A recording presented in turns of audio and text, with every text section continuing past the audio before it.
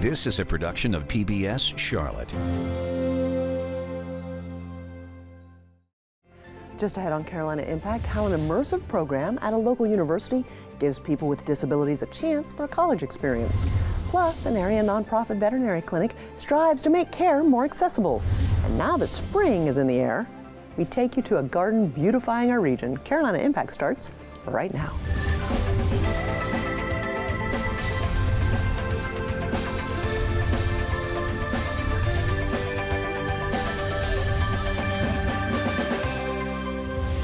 Good evening, thanks so much for joining us. I'm Amy Burkett. For many of us, college was a time of firsts, new independence, new friendships, and memories that have lasted a lifetime. But for thousands with intellectual and developmental disabilities, that experience has often been out of reach. In North Carolina alone, more than 200,000 people have these conditions. As Carolina Impact's Dara Khalid and videographer Russ Hunsinger show us, one area university is helping change that by opening the door to a true college experience. You remember those days, right? Those good old college days, when you tasted freedom for the first time living on your own. The most fun part is getting to wake up every day here. Meeting strangers that would soon become friends for life. I have been able to be friends with my runners on the women's track and field team. And taking tons of classes, some that weren't your favorite. Biology is pretty hard, I admit. And others that you couldn't get enough of, like pickleball. I'll be doing pickleball with some of the students as a way to exercise. There you go. Well, for students like Reagan Clark, who have intellectual and developmental disabilities, IDD, they get the same authentic college experience that any other student at Wingate University gets, thanks to the program, Julia's Learning. I love the support and all the experiences I get to have that I thought wasn't possible before. Julia's Learning is one of the 5 initiatives of the North Carolina nonprofit, Julia's Community, that supports people with disabilities and their families. It was founded based on our Board of Trustees member, Bob, whose daughter's name is Julia. He wanted the opportunity for all students, regardless of their capabilities, to be able to attend college. The nonprofit partnered with Wingate in 2024, launching the program that allows students to earn a 2-year certificate. What we are providing, a living, learning, exploring experience for young adults to have that college experience. And we like to say here that they truly become a bulldog because we're the Wingate Bulldogs. Which means the 9 students in the program this year get to participate in extracurricular activities like cooking club, playing sports, spending time with horses, and anything else their hearts desire. I'm on the color guard for Wingate, and we always do football games. On top of that, they take 2 classes each semester with neurotypical students. The beauty of it is that they will work with so many people throughout their lives who learn, think, act differently. And so for them to have that opportunity to begin that process now. Plus, classes designed just for them. All right, it's exactly 3 o'clock, guys, so we're gonna get started. Like responsible citizenship, which teaches life skills. Living in their own home or in an apartment setting with a roommate possibly, and with responsible citizenship, exactly what that is, how to get along with people. Which comes in handy for freshman Megan Massey, who's still adjusting to life in her dorm room. The hard part is having to deal with a roommate. A reality for many college students. But that's not stopping her from pushing forward and making Wingate home. Inside her dorm, it's a girly girl's dream. From a mirror with the perfect lighting to get dolled up, I'll just get makeup on the counter and just start getting ready for the day. to all things pink. A perfectly made bed, vintage fridge, and artsy decor on the walls. Megan's bold personality and pieces that remind her of home are on full display. I have a dog who's at home, so I have to look like that fake dog over there. These independent living skills students like Megan have worked so hard to build won't fade away. In 6 to 8 months, construction is set to begin on a new on-campus project that'll give graduates of Julia's Learning and adults with disabilities in the community the opportunity to live more independently. Tell us what we have here and what's to come. So these are the apartments that will be renovated, again, moving to 2-bedroom, 2-bath, and then here in between kind of these two buildings is where the community space will be that will offer that kitchen, laundry, community activity space that everybody who lives here will be able to enjoy. Vice President for Strategic Initiatives, Michelle Lancaster, gave me an up-close look at the area that'll be transformed.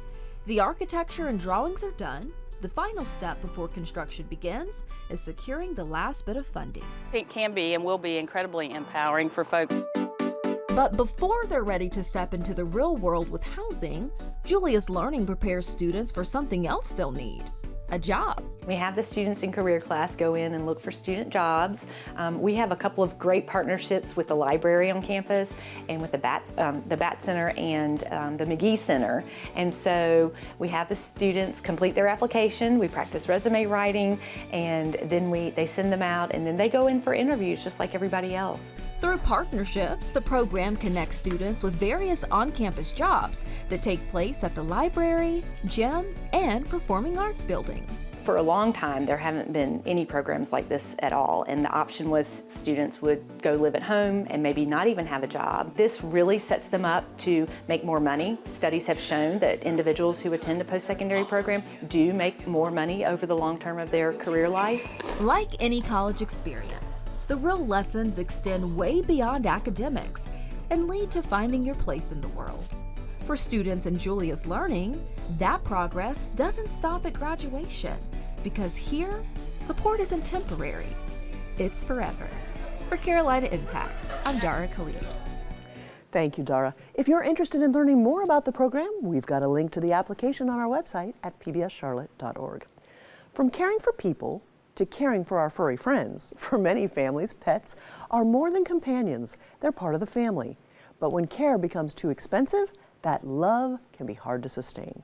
Carolina Impact's Chris Clark shows us how one area nonprofit veterinary clinic helps make that care more accessible while taking on a bigger challenge in animal welfare.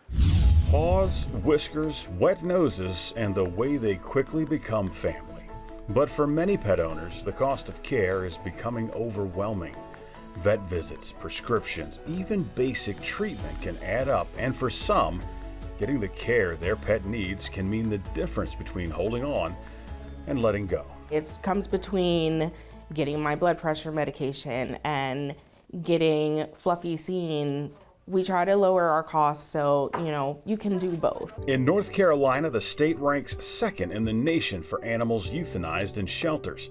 Too many animals and not enough options for the people trying to care for them. The original vision for what we started out with was a spay-neuter clinic. We started interacting with our clients and very clearly understood that lots of these folks that had cats and dogs didn't have any options in the community for affordable veterinary care. What began as an effort to keep animals out of shelters quickly revealed something deeper.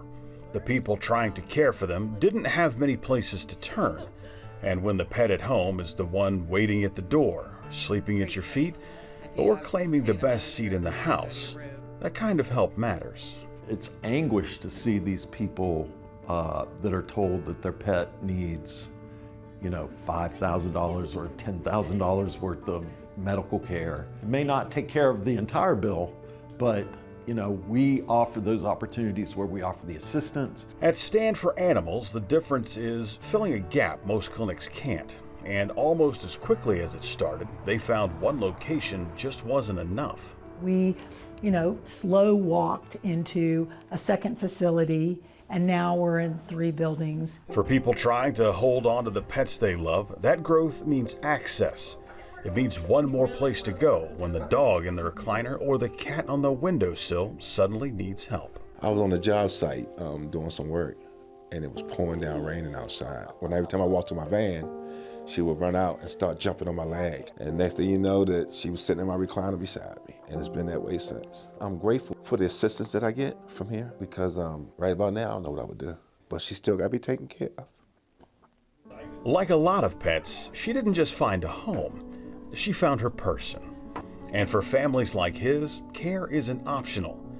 It's everything. A lot of clients come to us because they cannot afford standard care at their primaries. It's just too expensive. That is just what keeps me here, is we are very affordable, and it's really nice recognition. If we are not able to do a bunch of diagnostics and a full workup, I kind of have to think on my feet and do what's best for the animal and the client. Every decision here carries weight, not just for the animal, but for the person standing beside them. Because these aren't just pets, they're company in the quiet, comfort on those hard days, and family for the people who love them. While care often begins in a moment of need, the goal is to stay ahead of it. I love to encourage them to bring their pets in every year because that's part of preventative care. Having them come back and having the client express how grateful they are and seeing the pet, whether it be a skin infection, come back and be completely normal is so rewarding. Because sometimes catching something early is what keeps a small problem from turning into something much bigger, and keeps a playful pet playful. We have people that can't afford anything, and we are able to say, come on in, don't worry about payment, we can help you. To meet that demand, they didn't just hire more people, they built their own pipeline. We offered this vocational training to people who wanted to get into doing this kind of work, and then it helped us have veterinary assistants so that we have people to provide the services that we want to provide. We really truly work as a team. I could not do my job without the assistants and technicians. I have a lot of trust in them. And it's not always about helping someone keep a pet. Sometimes it's about giving one a chance to be chosen at all. Some of the workmen found him sitting kind of on the edge of campus. So we brought him home and he's done great. They're gonna give him his rabies shots and his starter vaccines, and they're gonna take care of that. They're gonna make sure he's ready to go for his forever home, and it's just awesome because I alone couldn't do that. For the people walking through these doors, it's not just about treatment.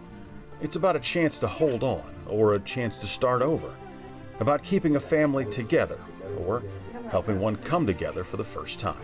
It's really fulfilling to know that I'm still making a difference in people's lives because everyone wants a pet, everyone loves their animal, and they want to do what's best. And in a place where the cost of care can mean losing what matters most, this is where people come to keep that tail wagging, that seat on the couch occupied, and that bond intact. For Carolina Impact, I'm Chris Clark. Who doesn't love a good pet story? Makes me want to go home and love my little kitty girls. Thanks, Chris. Stand for Animals says its mission goes beyond treatment, focusing as well on prevention, access, and the bond between pets and the people who care for them. Turning from a passion for pets to a passion for a hobby that's grown. When Amazon sold its first book in 1995, it helped spark a retail revolution that would touch countless industries, including small independent hobby shops. Online shopping has made it tough to compete. But as producer-reporter John Branscombe shows us, one shop in Landis has found its unique value proposition: service.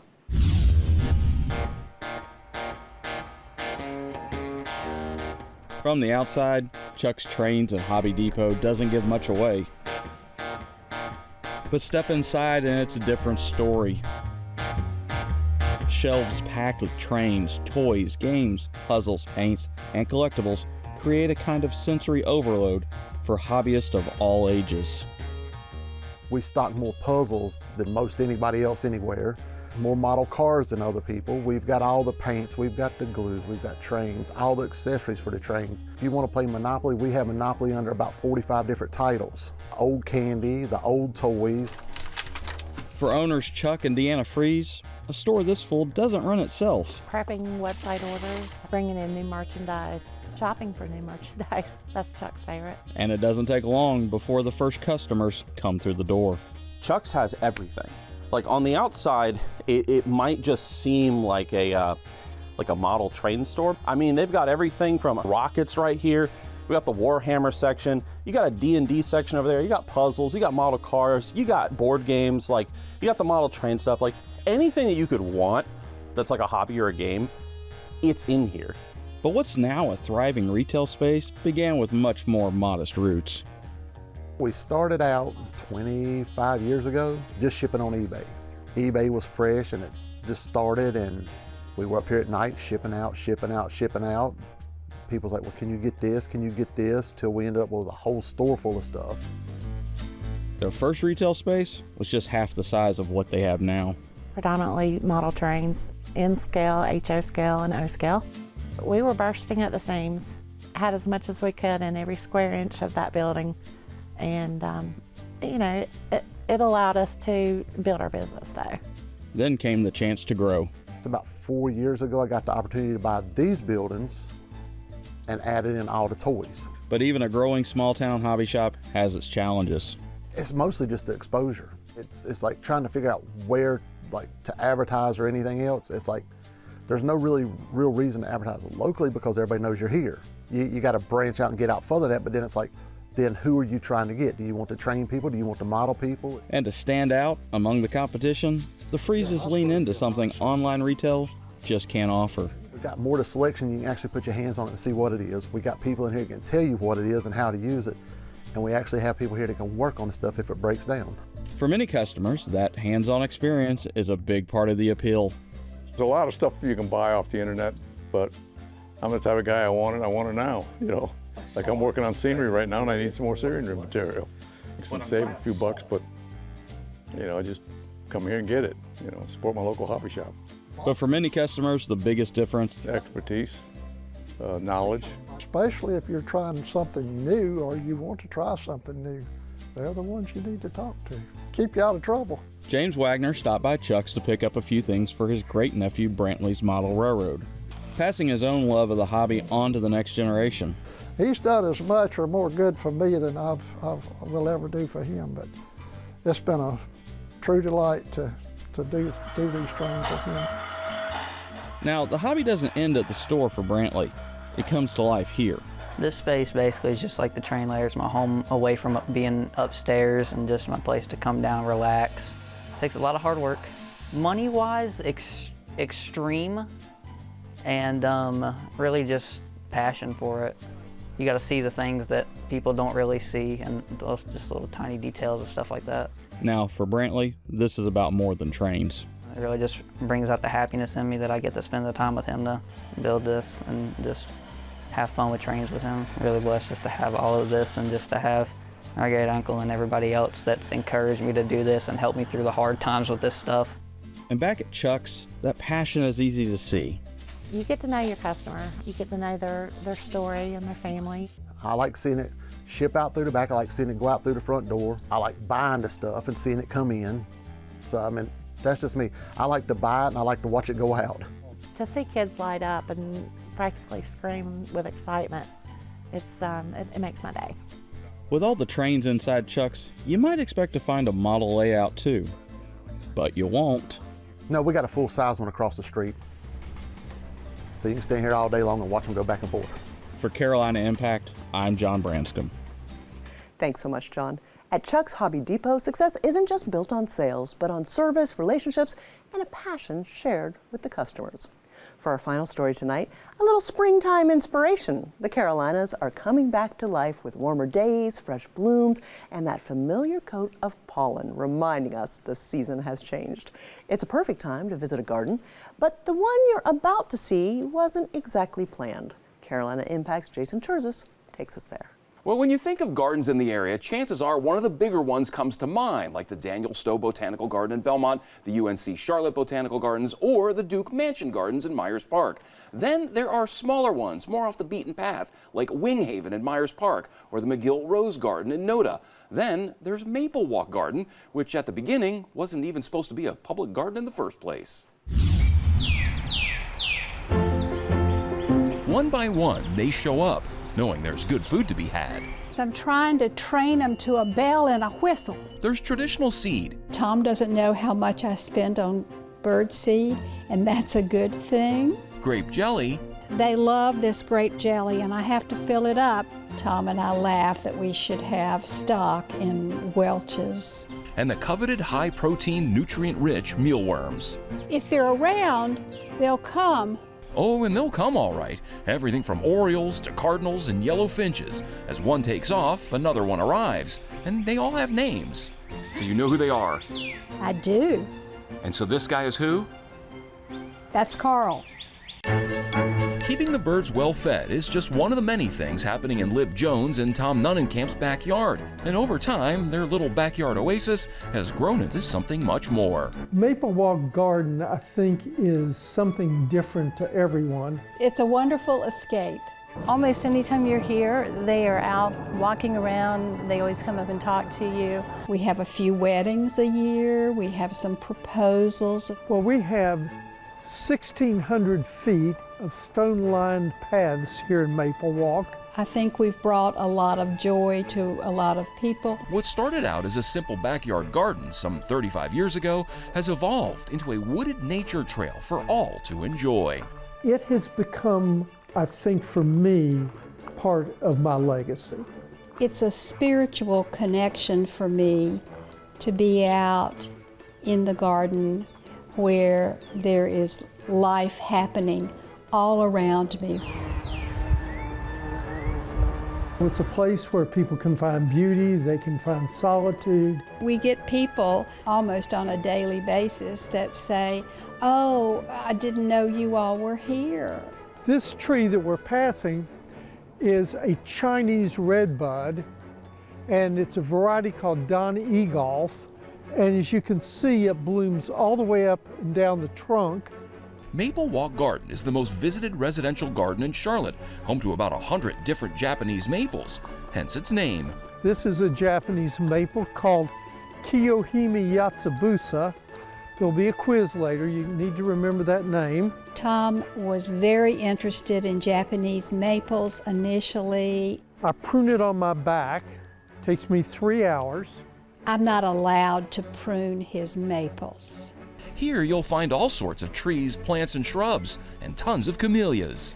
We have over 175 different camellias in the garden. The ones blooming now are the Camellia japonicas. This particular variety is Kramer's Supreme. Adding to MapleWalk's uniqueness, its location, right in the middle of South Charlotte, just off Carmel Road. It is very unique, and I believe it's great that this place is here. As Charlotte has become more urbanized, it's good to have these like nature retreats where you don't have to drive so far, away from Charlotte to go to them, that you have places and hidden gems like this. We get a tremendous amount of joy seeing other people enjoy the property. Hello, how are you doing? What MapleWalk isn't what it was originally intended to be. When Tom and Lib bought the home in 1990, they wanted a lush backyard garden. In the spring, I love to see what's popping up through the leaves and the mulch and is waking up from the winter. But they soon realized they had a little situation on their hands in the form of a vacant lot directly behind them. We had a big rainstorm, and seemingly all the water in the world ran toward our house. Our property sits lower than all the surrounding properties.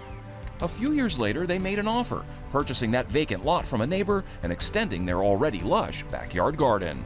It took us 2.5 years to clean up the property. Tom and Lib enlisted the help of Dr. Larry Mellichamp, the director of UNC Charlotte's Botanical Garden.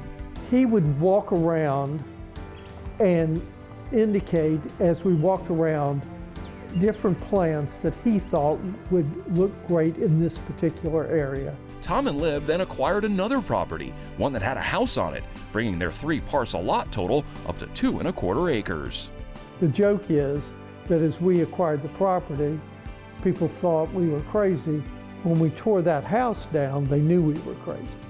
The division of labor kind of evolved into Tom being more the tree person, and I am the perennial person. Next is this snowball viburnum that is in full bloom right now. It's right off of our sunroom. Rescue bunnies now live here as well, in their own custom home, and sure love it when visitors show up with food, like fresh oregano. I've been here many times and kids just run in from the neighborhood and they feed the bunnies. It's definitely a labor of love for us. Tom and I don't have children. We have 4-legged children. With their sun porch providing the perfect viewing spot, Tom and Lib have created something special, even if unintended. MapleWalk Garden has a perfect 5.0 rating on Google, as well as TripAdvisor. Right now, we're number 33 out of 399 things to do in Charlotte on TripAdvisor, which just flabbergasts me. It really feeds my soul. Lib and I have been very fortunate that here we are well into our 70s and we're still able to do this, enjoy it. It's a labor of love indeed, with the fruits of that labor being enjoyed not just by Tom and Lib, but by the entire community. Okay, so now I have to ask, is there a fee? No, and that's the best part. Absolutely nothing. They welcome visitors all the time. It's open 365 days a year from sunrise to sunset. Dogs welcome too. All Tom and Lib ask is that you keep them on a leash. And good chance you'll see them out there as well because, as they said, there's always something that needs to be done. So even during the time that I was there, visitors were coming and going and they're just making conversation with everyone. They want everyone to feel welcome and just come enjoy what they've created. I love it. I'm going to check it out this spring. Well, thanks so much for joining us. That does it. If you have a compelling story idea like the one we just saw, please send us an email with all the details to stories@wtvi.org. That's all the time we have this evening. Thanks so much for joining us. We always appreciate your time, and I look forward to seeing you back here again next time on Carolina Impact. Good night, my friends.